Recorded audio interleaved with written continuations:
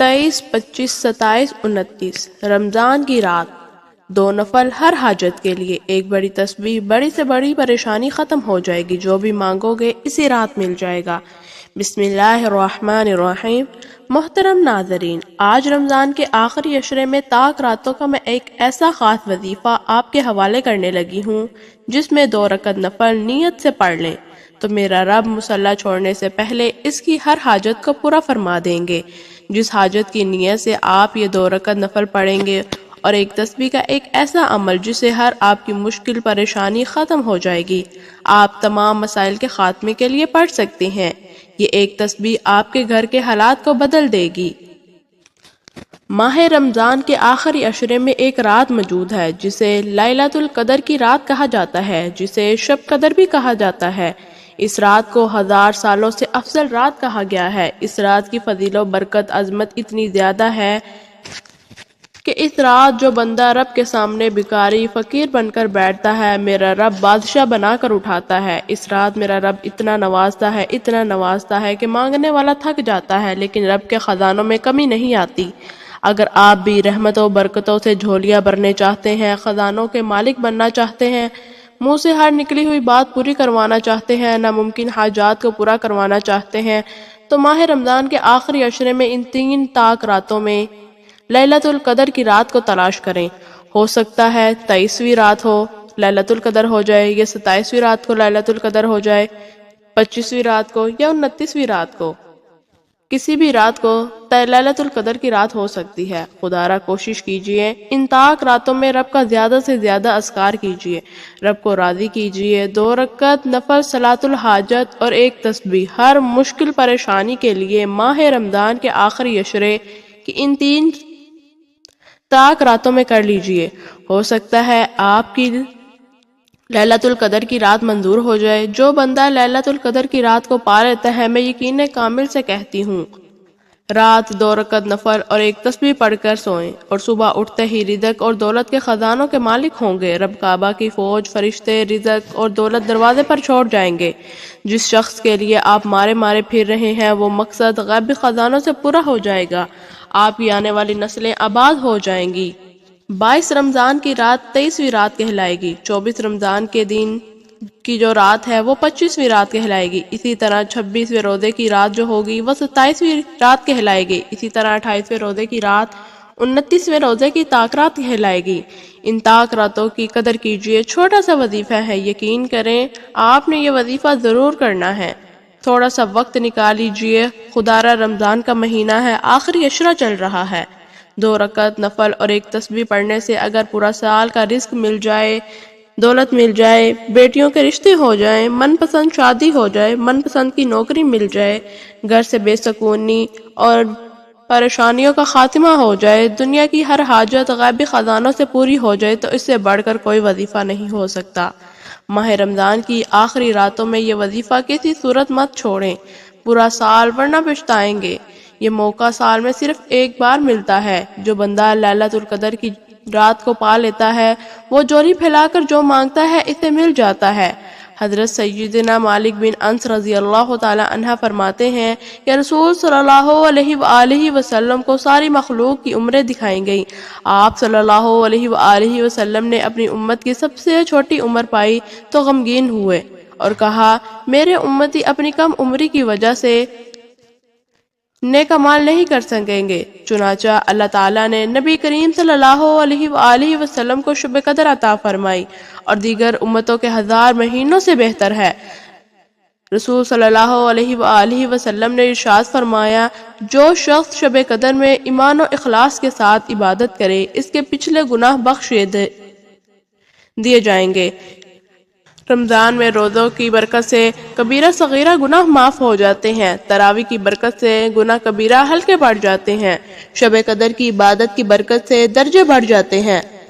علامہ عبدالرؤف مناوی رحمۃ اللہ علیہ اس حدیث کی وضاحت میں نقل کرتے ہوئے کہتے ہیں کہ رمضان کے روزے اور قیام کرنے کے ذریعے ہونے والی مغفرت تو ماہ رمضان میں ہوتی ہے، جبکہ شب قدر میں کے قیام میں ہونے والی سبب بخشش کو مہینے کے اختتام تک مؤخر نہیں کیا جاتا۔ رمضان المبارک کی راتوں میں ایک رات شب قدر کہلاتی ہے۔ جو بہت ہی قدر و منزلت، خیر و برکت کی حامل رات ہے۔ اسی رات کو اللہ تعالیٰ نے ہزاروں مہینوں سے افضل قرار دیا ہے۔ ہزاروں مہینے کے 83 برس 4 ماہ بنتے ہیں۔ شخص کی یہ ایک رات عبادت میں گزری، اس نے 83 برس 4 ماہ کا زمانہ عبادت میں گزار دیا، اور 83 برس کا زمانہ کم از کم، کیونکہ خیر و من الف شہر کہہ کر اس امر کی طرف اشارہ فرمایا گیا ہے۔ اللہ کریم جتنا زائد اجر عطا فرمانا چاہتا ہے فرمائے گا۔ اس اجر کا اندازہ انسان کے بس سے باہر ہے۔ امام ظہری رحمۃ اللہ علیہ فرماتے ہیں، قدر کے معنی ہیں مرتبے کے ہیں، کیونکہ یہ رات باقی راتوں کے مقابلے میں شرف و مرتبے کے لحاظ سے بلند ہے، اس لیے اسے لیلۃ القدر کی رات کہا جاتا ہے۔ حضرت عبداللہ بن عباس رضی اللہ تعالی عنہ سے مروی ہے، اللہ تعالیٰ نصف شعبان کی رات کو تمام فیصلے فرما لیتے ہیں، چونکہ اس رات میں اللہ تعالیٰ کی طرف سے 1 سال کی تقدیر و فیصلے کا قلمدان فرشتوں کو سونپ دیا جاتا ہے، اس وجہ سے یہ لیلۃ القدر کی رات کہلاتی ہے۔ اس رات کو قدر کے نام سے تعبیر کرنے کی وجہ سے بھی بیان کیا جاتا ہے۔ اس رات میں اللہ تعالیٰ نے اپنی قابل قدر کتاب، قابل قدر رات کے لیے قابل قدر رسول کی معرفت نازل فرمائی۔ یہی وجہ ہے اس سورہ میں لفظ قدر 3 دفعہ آیا ہے۔ قدر کا معنی تنگی بھی آتا ہے۔ اس کے معنی کے لحاظ سے اس قدر کرنے والی کی وجہ یہ ہے کہ اس رات آسمان سے فرشتے زمین پر اتنی کثرت کے ساتھ فرشتوں کا نزول ہوتا ہے کہ زمین تنگ ہو جاتی ہے۔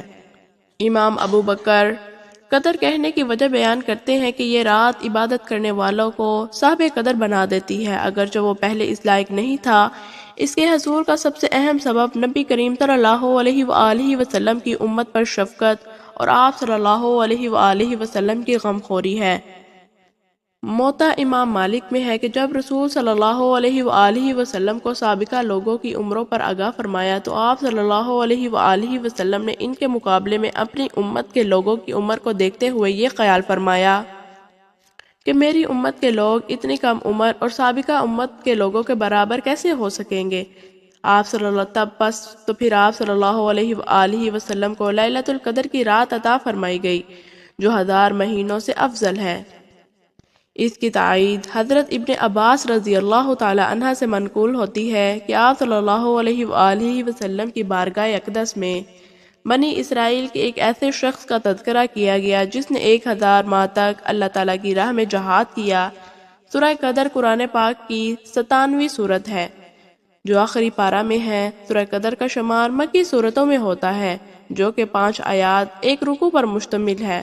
قدر کے معنی تقدیر اور قسمت کے ہیں اور عزت و منزلت کے بھی ہیں۔ سورہ قدر کا نام اس کی پہلی آیات سے لیا گیا ہے، جس میں نزول قرآن کی طرف اشارہ کیا گیا ہے۔ سورہ قدر میں اللہ تعالیٰ لیلۃ القدر کی عظمت و فضیلت بیان فرما رہے ہیں، جس میں نزول قرآن کی ابتدا ہوئی ہے، جس میں جبرائیل امین فرشتوں کے ساتھ زمین پر اترتے ہیں۔ اسی رات انسان کے پورے سال کی تقدیر فرشتوں کے حوالے کی جاتی ہے۔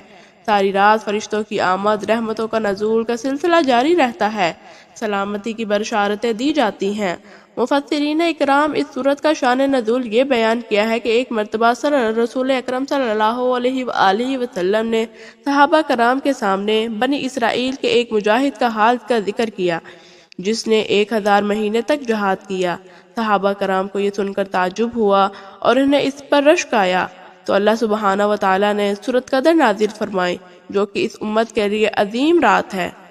اس امت کو جو خصوصی نعمت اور فضیلت ملی ہے وہ یہ ہے کہ جو شخص بھی شب قدر کو اللہ تعالیٰ کی عبادت کرے گا، اس کو 1000 مہینوں سے زیادہ عبادت کرنے کا ثواب ملے گا۔ اس آیت کریمہ نے اللہ تعالیٰ نے سبحانہ و تعالیٰ میں بیان کیا ہے کہ ہم نے قرآن مجید کو لیلۃ القدر میں نازل فرمایا۔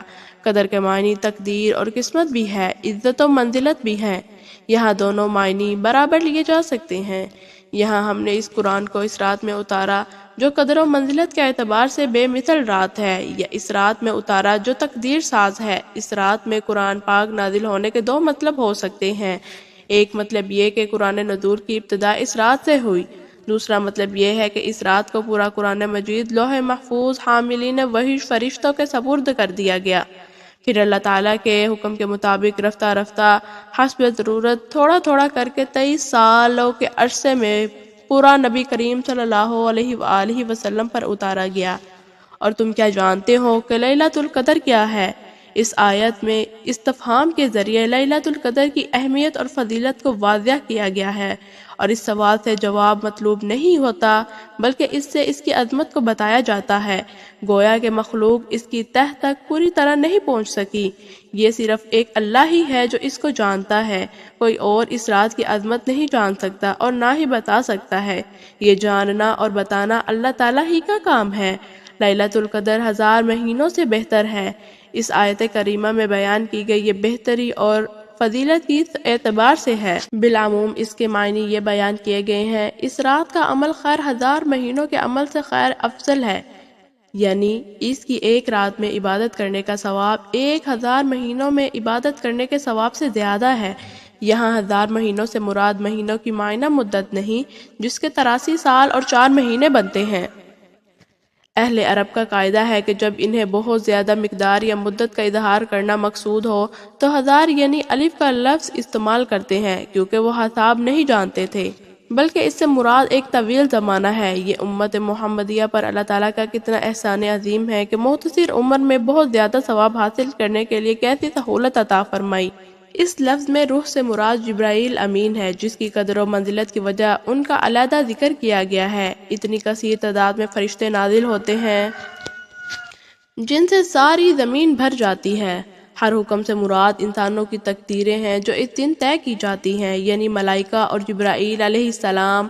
اللہ تعالیٰ کے حکم سے ہر امر کے متعلق آئندہ سال میں جو کچھ ہونے والا ہے اس کا فیصلہ ہو جاتا ہے، وہ لے کر زمین پر اترتے ہیں۔ سراسر سلامتی ہے، یہ رات رہتی ہے طلوع فجر تک۔ سورہ کی آخری آیت کریمہ میں اللہ تعالیٰ نے فرماتے ہیں، لیلۃ القدر کی یہ رات مغرب سے فجر تک سلام اور سلامتی ہے، خیر ہی خیر ہے، اس میں شر کا نام نہیں، اس میں اہل ایمان شیطان کے شر ہر قسم کے فتنے سے سلامت رہتے ہیں، اپنے دلوں میں عجیب اطمینان اور سکون و سلامتی محسوس کرتے ہیں۔ اس آیت کے 2 مطلب ہیں، ایک یہ کہ جو فرشتے نازل ہوتے ہیں اور ساری رات اللہ تعالیٰ کی عبادت کرنے والوں کے لیے امن و سلامتی کی دعائیں کرتے رہتے ہیں۔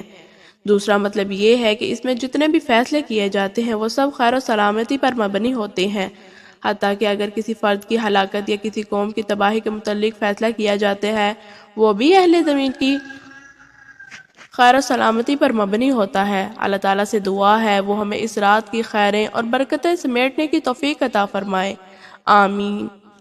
کچھ اس طریقے سے ہے کہ 23، 25، 27 اور 29 کی رات کسی بھی وقت آپ یہ وظیفہ یا نوافل پڑھ سکتے ہیں، پوری رات آپ کے پاس موجود ہیں۔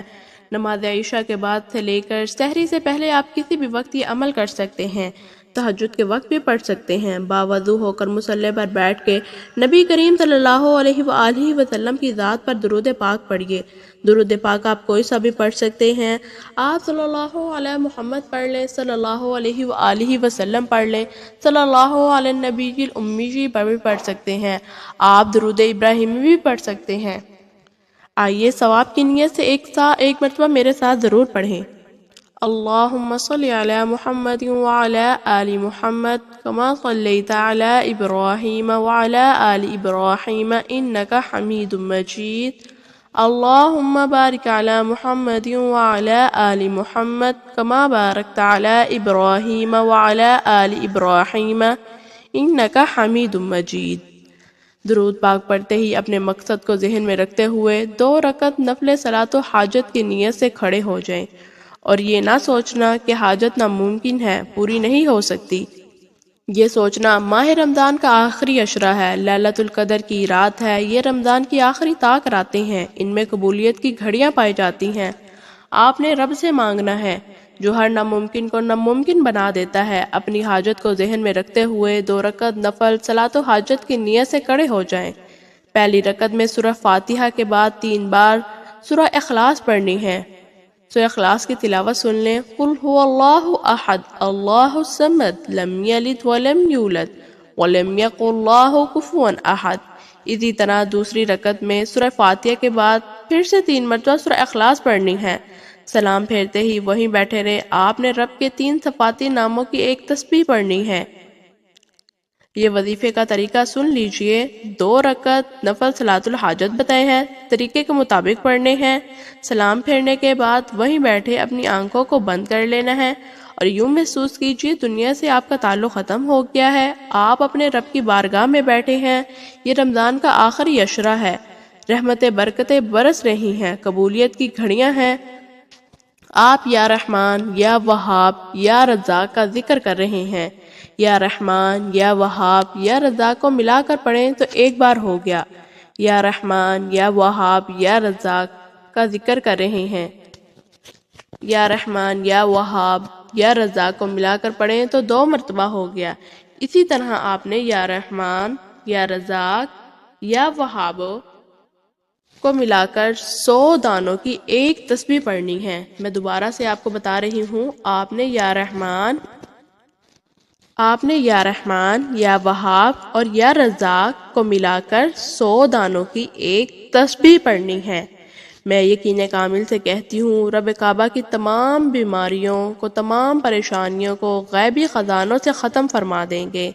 آپ کے راستے کی تمام رکاوٹیں، بندشیں، دشمنوں کو خاتمہ ہو جائے گا، اور یا رزاق سے میرا رب رزق اور دولت سے نوازے گا، اتنی نعمتوں سے نوازے گا، اتنی برکتوں سے نوازے گا، اتنی عظمتوں سے نوازے گا، صرف ایک تسبیح پڑھنے سے۔ پورا سال نہ تو کسی وظیفے کی ضرورت پڑے گی، نہ کسی کے سامنے سر جھکانا پڑے گا، نہ کسی کے سامنے ہاتھ پھیلانے پڑیں گے۔ خدا را ماہ رمضان کی آخری طاق راتیں، جن کی بہت زیادہ فضیلت بیان کی گئی ہے، جس میں سے کوئی ایک رات لیلۃ القدر کی رات ہے، آپ 2 رکعت نفل صلاۃ الحاجت اور یا رحمان یا وہاب یا رزاق کی ایک تسبیح کو بتائے گئے طریقے کے مطابق پڑھیں۔